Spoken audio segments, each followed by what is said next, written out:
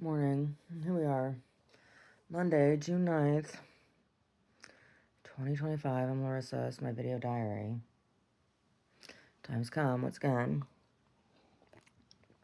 Drink from skulls. I'm so fucking exhausted. So tired.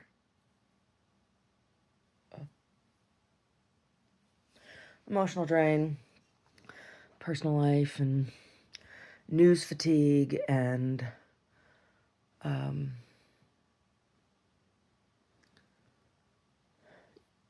period approaching. I'm gonna be nice to myself today. I'm gonna go in and pack up some more boxes. I'm also going to give myself a little mini spa day beforehand, right? All right, because I know when I come home, I'm gonna be just like destroyed, right? I had a crazy dream last night, or this morning, more accurately, because it was had the dream after Omar got up. We switched sides of the bed.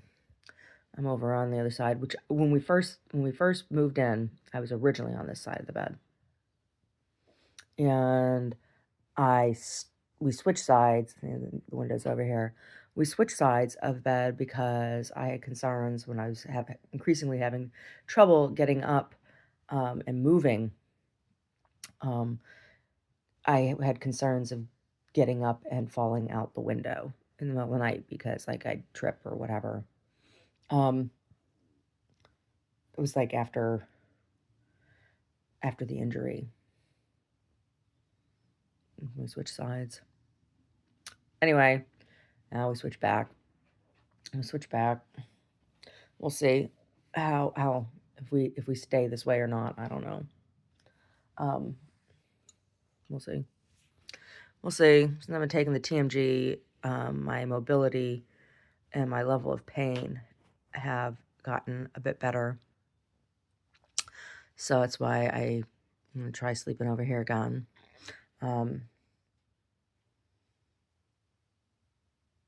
anyway, he's still snoring like a chainsaw. And sir, I hear you. Are you in the bathroom? Brody, I have the door closed, and he was at the door. Now sounds like he's in the bathroom. The bathroom door is just cracked a little bit. He usually gets it open and squeezes in, but he's going back and forth. Sounds like he's now back out at the front door again. I'm not getting up to open the door. Anyway. This dream. I was in my Uncle Joe and Aunt Peggy's house in Butler. And are you coming in here, sir? I hear you in there. He just harumphed and flopped on the floor in the bathroom. I'm not getting up. You're going to have to work the door open on your own.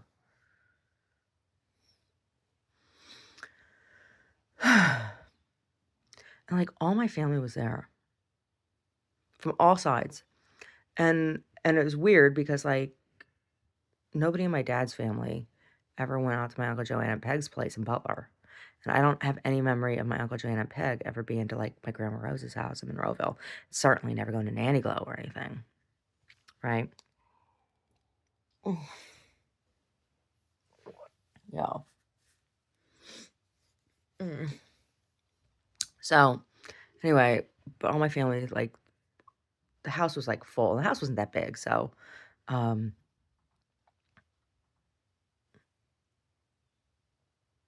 sir, if you're gonna come in here, come in here. Otherwise, go downstairs with Daddy.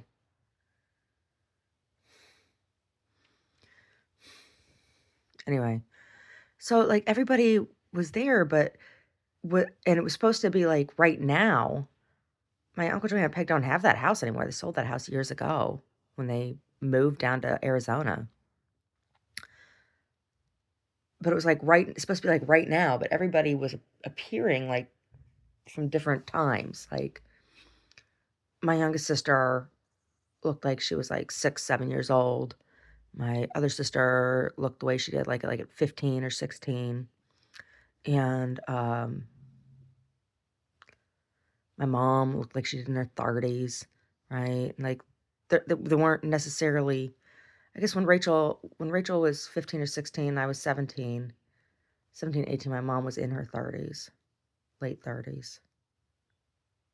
That's so weird to think about. Anyway, because my mom's in her 40s when I got married. Wow, it's really weird. I was like my age now when I got married. Anyway, like everybody appeared from like at different times, right? But we were all there at the same time. And we were like going through all these boxes and of stuff. And I guess it's like has to do, it's probably like part of my psyche is like packing shit up at the gallery, right? Has that in there. We're like unpacking boxes, everybody was going through these boxes. And I was like really upset with everyone. I'm very upset with my family. Um, in real life, I am. It's complicated. But they're like going through all this stuff, and it's like my stuff, right? All this stuff is my stuff. And looking at the stuff is like it's nothing that I have in real life, right? Like it's just in the dream. It was all these boxes of my stuff that they were going through, and they're like pilfering it, right? Like, and there's like all kinds of like jewelry and like furs and expensive handbags and garments and all this, like, you know, yeah, I have some jewelry that I've made and things. I don't have like tiaras and stuff. This is like crowns and tiaras and dripping with pearls and diamonds and all this shit that like I don't have, right? But in the dream it was all my stuff. Like going through all my stuff and they're like taking it and they're like putting it on. And I'm like and they're going on and on and on about all of their traveling here and traveling there and we're going to this place and we're going to that place and oh and next week we're going to France and like going everybody's like going on and on and on like this, like putting on these airs and talking about all this like and I'm just like looking around at everyone. I'm getting more and more disgusted the more I'm looking at everyone. And my sister Mary, she's like, "What's the matter? What's the matter, Arissa?" And I'm like, I just like look at her like, and and you know, some one of my cousins is like, "Oh well, we're going to this place. We're going to what do you think about all that, Larissa?" Finally, like somebody asked me point blank, and because they're talking about like how great all this travel is and everything, and I said, I think after they finally asked me point blank what I thought, I stood up and I'm like,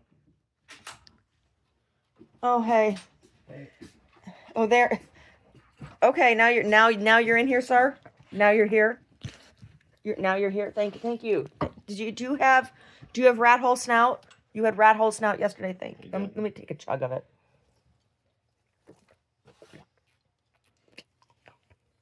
That's enough.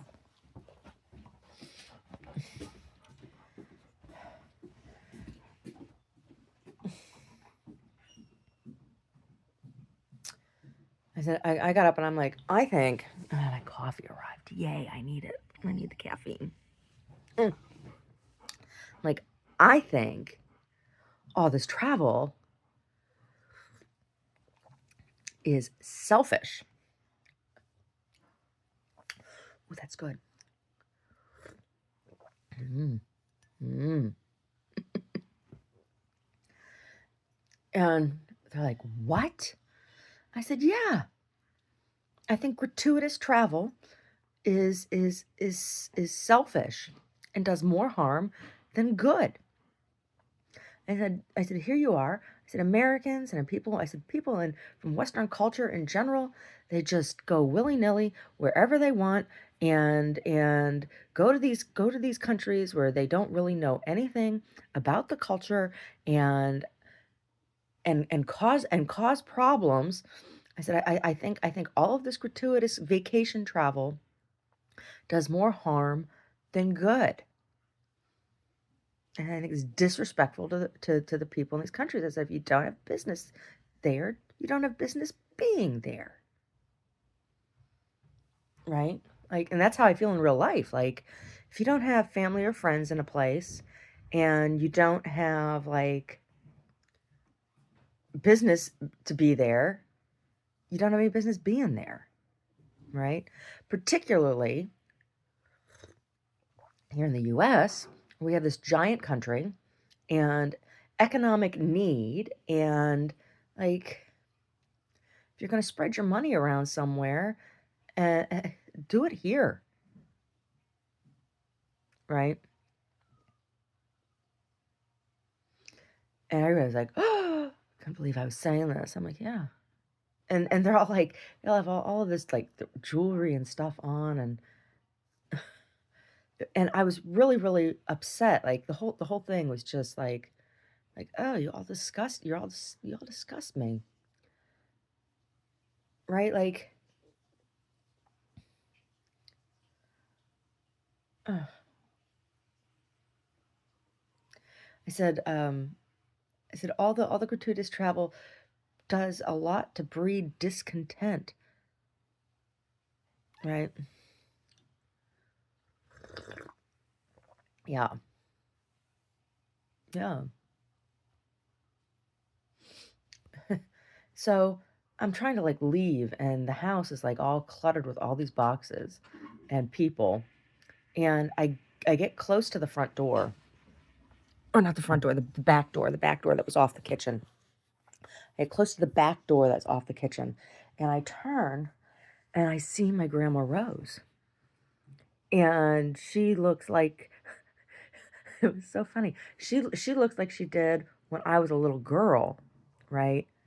And she's like, and she's wearing this like blue brocade coat, nothing that she ever had in real life. And she's got all of these pearl necklaces and gold necklaces on. And she's got this big crown on. And then her hair, she used to get perms all the time.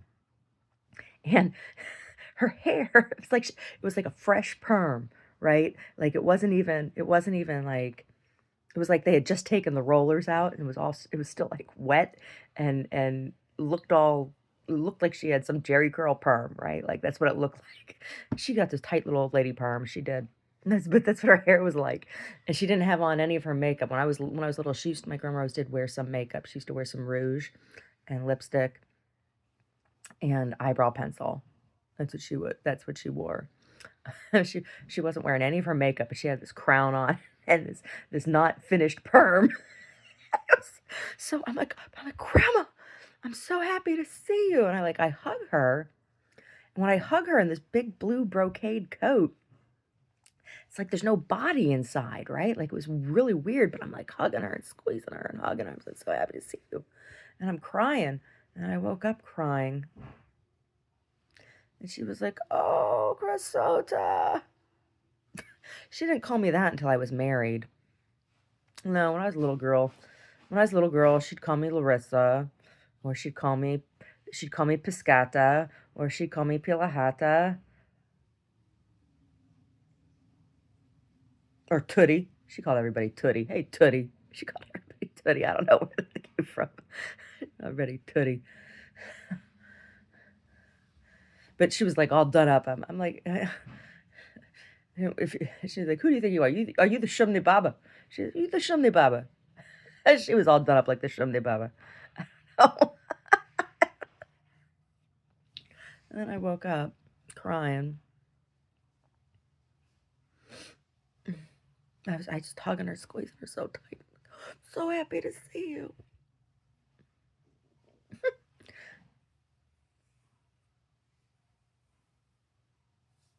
Oh, yeah. Oh, crazy dream. Crazy, crazy dream. Mm. Yeah. So I'm a little puffy from crying, I guess. My face is. Mm. Yeah, so did I. So did I after I'm done with my coffee. Make some bread. Oh my goodness, look at him. So cute. You're so cute, buddy. You're so cute. Lying there next to my leg pillow.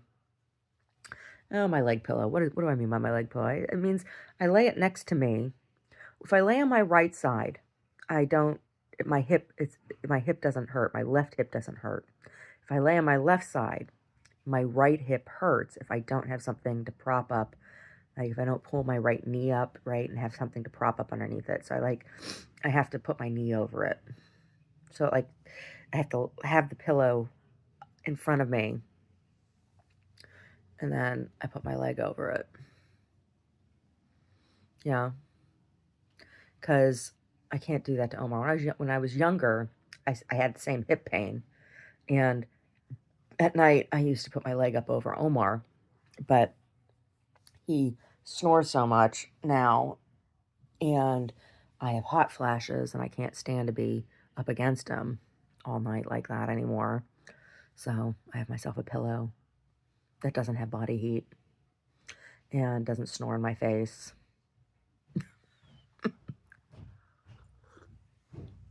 Yeah. Oh, oh my God. Yesterday I rented a rug steamer and steamed the rug in the new space. And I only went over the rug, the entire carpet. Well, I guess technically I went over it twice, or at least half of it I went over twice. The really rough spots, the places that had lots of like oil stains and stuff, I went over twice. But for the most part, I just went over it once. But the water that came up off of that rug, again, it's not even a deep pile. It's a real cheap Berber. Um, um, I'm sure it's like was the most economical thing that they could purchase to put in there. And it's synthetic fiber, real low nap, industrial carpeting. It's like multicolor. It's a dark multicolor, for high traffic. But the water that came up off was like black coffee. It was gross. It was really gross. Really, really gross. I probably could have gone over I told Amara the whole place like twice, two more times, and still gotten black water up off of it. But I got a lot of the stains up, but not all of them. And they had somebody paint the place. They spilled some paint on the rug, and I can't get that up out. I tried, but nope. Mm-mm. I think I'd have to use a solvent to get it up. And the rug, like I said, it's synthetic fiber and it's not like expensive. So I have concerns that if I put solvent on the rug, that it might melt the rug. Whatever. Whatever.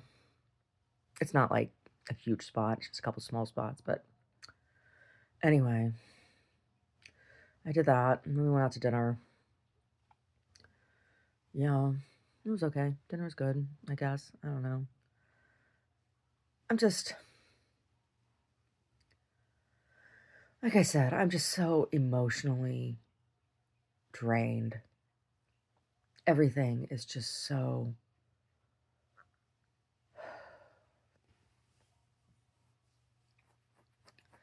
I told Omar, yesterday I was talking about, was it yesterday or the day before, I was talking about the Reiki ideals. And, the one just for today, I will not anger. And I ponder on that ideal frequently because anger is a natural human emotion and it's necessary. Like, it's an important emotion. Um, it's an indicator, right? Like, for an individual, for the self. And it's justified sometimes, like it's not bad to be angry. It's not great to dwell in anger. Um, but it exists, right? And if you deny your anger and suppress it and ignore it, it can make you sick, right? You need to find outlets of expression, which in some ways this is behind the concepts in my art. Not that my art is necessarily angry art, but there's things that upset me that I talk about in my art, not in not out of like a need for therapeutics, but for need for exploring topics and exposing what the underlying problems are, right? Um,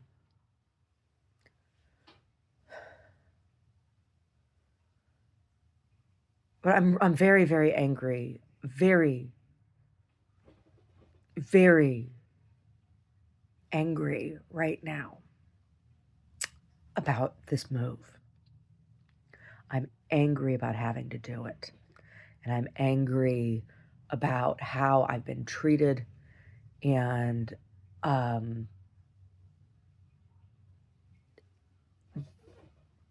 because of the injustice, right?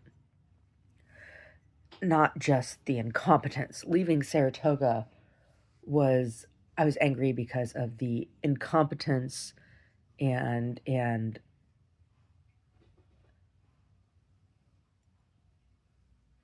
clown showness that was there. This is a little bit different, right? I'm way way more angry about this move than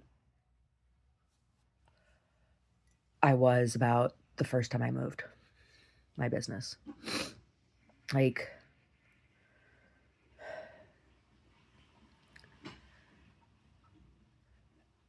and my anger is at the point where I feel quiet, which is out of self preservation. Um, and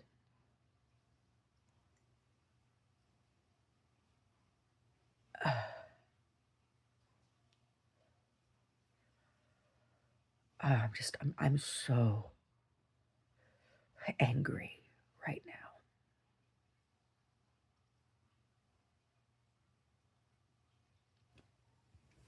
Right.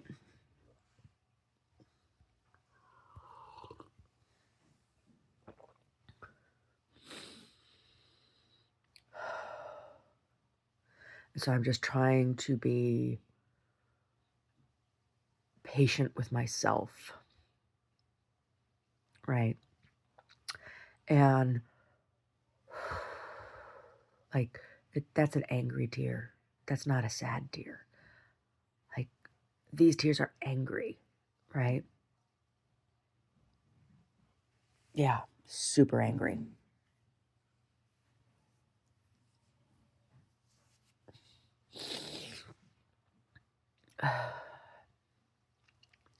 I'm on the verge of the kind of anger that gives you that tinglings, or I don't know if you know what I mean if you're watching this, but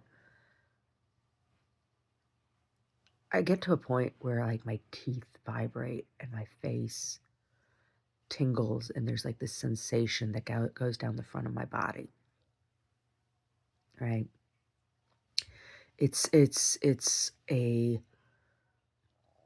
powerful sensation, and I think it's a primal like lizard brain response. Like I think it's the fight response, right? Um, it's I feel indignant about how I've been treated in Santa Cruz. Indignant, absolutely indignant. And it's not just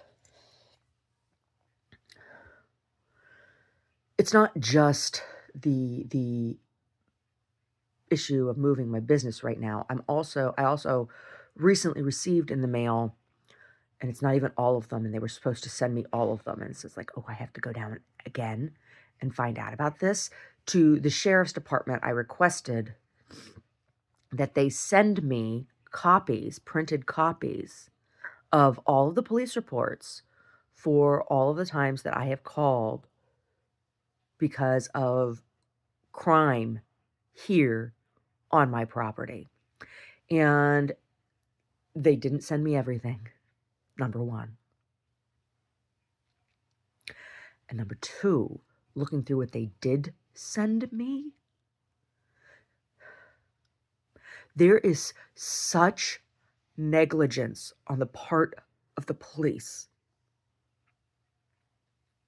There is such negligence. They have permitted these crimes against me. The police have. The government of California has permitted these crimes.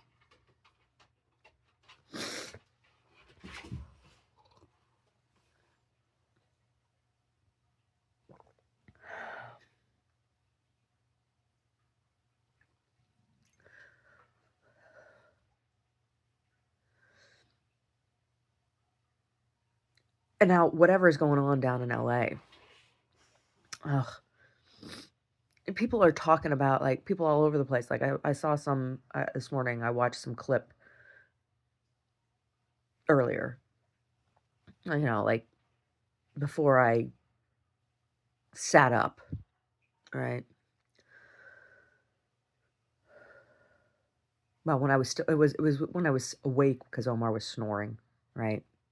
I'll watch news or other stuff or listen to news clips or podcasts or whatever when he's snoring, and it's early and I know he's going to be getting up in like an hour or whatever, um, and I'll be able to go back to sleep then. That's what I do. I'll listen to music or I'll listen to podcasts or whatever, and I listen to this newscast, some foreign, some foreign. I don't know if it was Australia or UK, but it had that kind of accent. Um,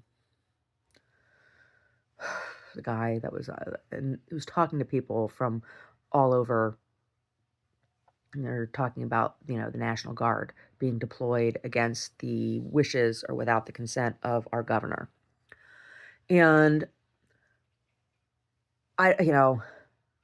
regardless of what it is that the protests are about in LA, it is problematic for a U.S. president to deploy military force against U.S. citizens and in U.S. cities without local government approval.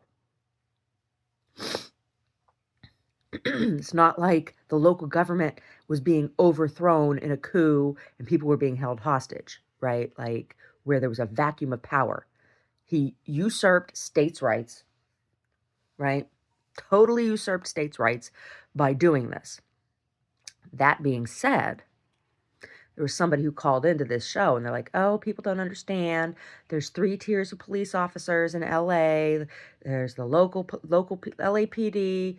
There's the California Highway Patrol, and there's the county. Well, that's the same all over California, right? Unless you have an unincorporated area, all unincorporated areas are covered by the county sheriffs, right? And then local municipalities have their own police forces, and then highway patrol is the highway patrol, right? They're the state.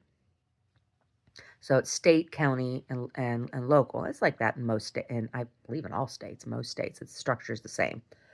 So, and he's like, and that should be more than enough. Yeah, it should be, but here in California, there is a lot of corruption in our police forces, particularly down in LA.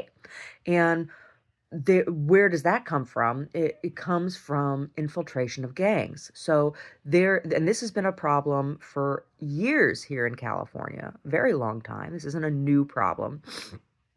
And it certainly it wasn't any more or less a problem in whatever's going on down there. Like, there are gang operatives within the police forces, right? Yeah.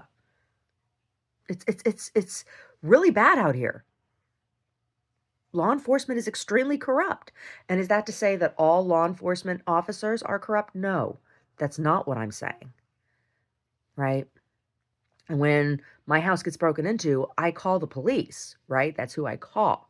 But, it's also with a grain of salt because it's like there's also the knowledge that the police are corrupt. Law enforcement is corrupt in this state. Extremely. And, part of my anger right now is over that corruption and how it has affected me personally and directly,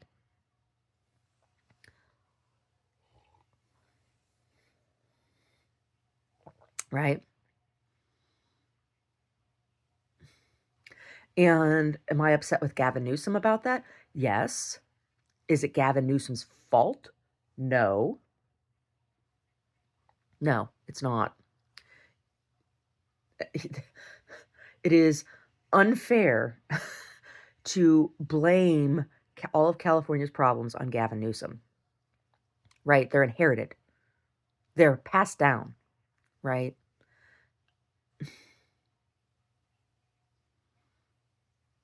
And there's a lot of things that he has done throughout his political career that I agree with and that I supported and support, right? Not everything, not everything. And there are things that he has done that have affected me directly in a negative manner, right? But, what are you going to do? I also did not support the recall effort. I don't support California's recalls. I don't believe in recalls, right? Like, if you want to impeach somebody and remove them from office for crimes, okay, that's one thing. But to just be like, oh, halfway through someone's term, be like, oh, I don't like what you're doing. We're going to pull you out of office, do a recall and revote, do over, do over. No, no, I don't believe in that type of runoff election. And so whenever they come up here, like when we first moved out here, it was the recall of Gray Davis, which did happen. And I voted against it. And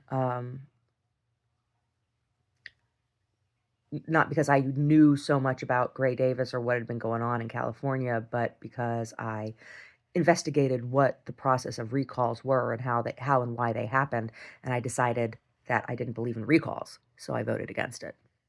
And so every time they've tried to recall Gavin, but they tried to recall him once or twice. Once or twice, I can't remember. Gavin, how many times? How many times have Californians tried to recall you?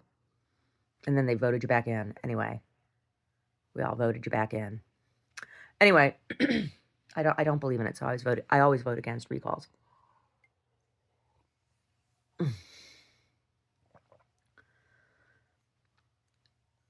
Trump way overstepped, and it is fascist for him to have done so, and it is in direct defiance of the U.S. Constitution and without respect for the establishment of states' rights.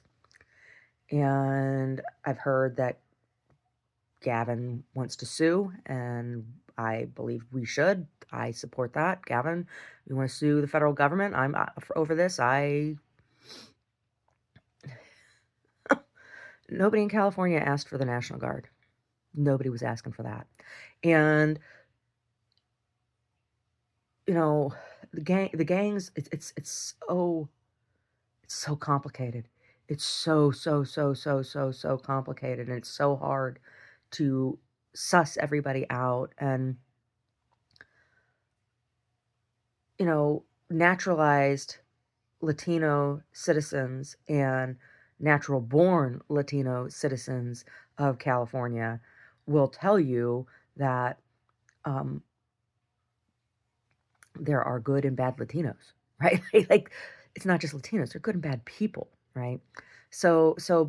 But within Spanish speaking and or Latino or Hispanic community, like, um, good people in those communities are at even a higher risk from the violent cartel gang affiliated syndicate, right?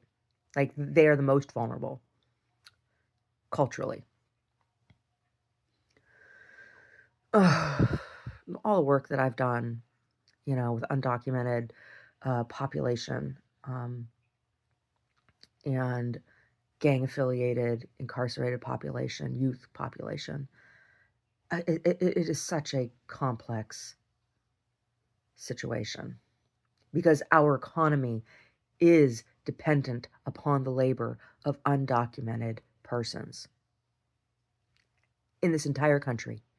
Everybody in this country is dependent on the undocumented people and migrants that work in this state and in other states in agriculture in particular. Not only, but mostly. If you eat food that you bought at the grocery store, you have an undocumented immigrant to thank for it.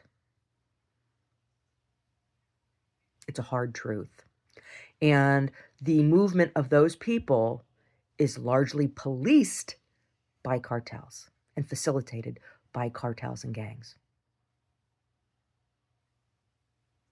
So if you eat food that you buy at a grocery store, you are complicit in the trafficking of human beings in this country.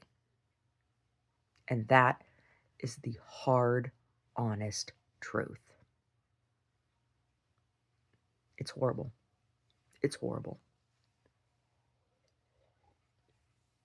And I touch on that in this piece that I just finished, Common Ground. It's part of the what informs the work.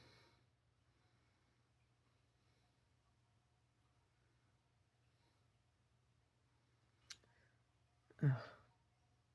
Clusterfuck. It's all a clusterfuck.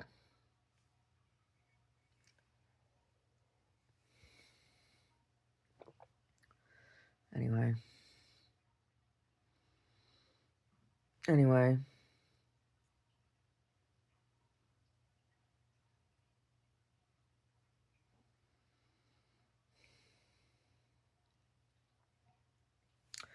Finish my coffee.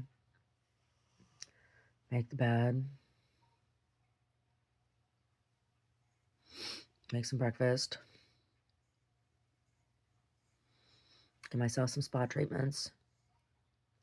Be nice to me. And go pack some boxes.